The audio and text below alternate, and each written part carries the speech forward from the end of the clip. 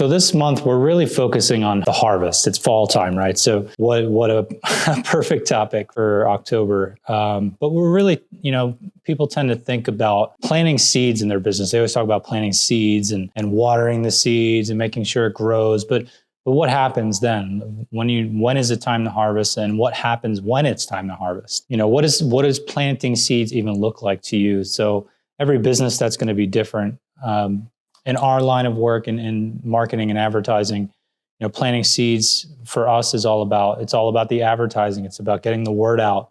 It's about getting visibility in your space. It's about engaging with prospects. It's about, setting up those meetings that you need so that you can showcase or demonstrate what it is that you do and why you're an expert in your space. And then ultimately creating a proposal that stands out. And that's really one of the things that we pride ourselves on, is not just putting some cookie cutter piece of paper in front of somebody with a list of prices on it and saying, hey, this is what we do.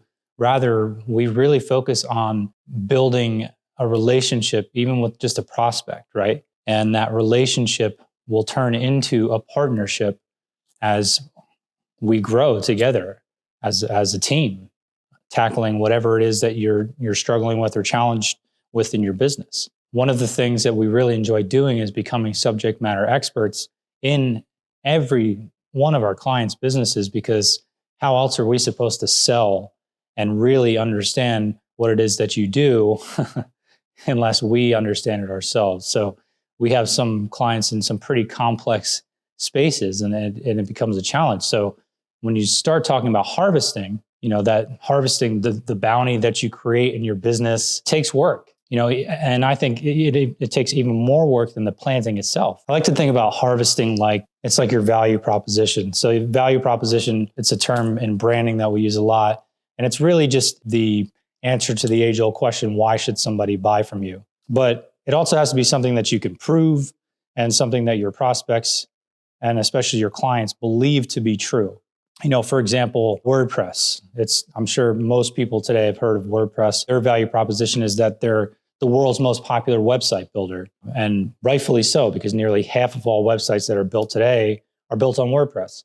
So there's social proof. They can say that, and it stands up, right? Having a really strong value proposition and you believing what it is that you say you do, that you can actually do, and that your clients believe you can deliver on those promises as well. So, what does it look like to harvest, and what does it look like to create a true value proposition? It really comes down to, what does that work look like to you? Is it, how many hours do you have to put in?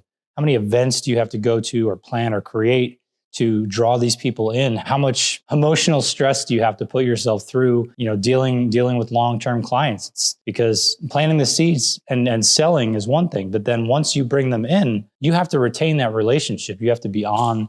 You have to give them 100% of your energy and your effort all the time. If you really want to be a partner in somebody's business, that's what it takes. Lastly, you have to have the mindset. You have to be able to maintain that new level of energy, of success, of determination, of accountability, integrity. All of these things are so vital to being able to cultivate and reap the bounty of your harvest. So ultimately, you have to deliver what you said you would. And that's really what the harvest is about.